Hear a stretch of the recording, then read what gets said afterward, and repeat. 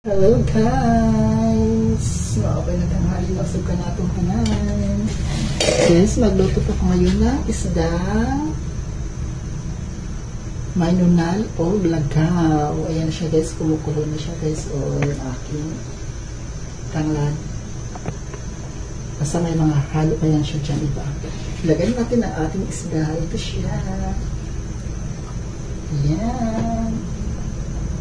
Ang sarap yan. Kinawilan siya guys. So, ang sarap. Ang laki. Yan. At ilagay natin ang ating spring onions. Lagyan natin siya ng ating seasonings. Nilagyan ko na dito siya ng asin kanina. Sabi nga ba pinagyan siya sa asin. At gusto pa.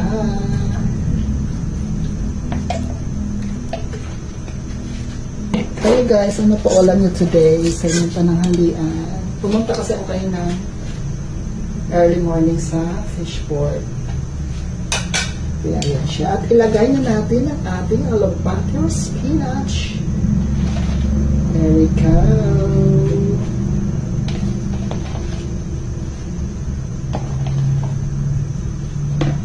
I hope you like my videos guys. More videos coming soon.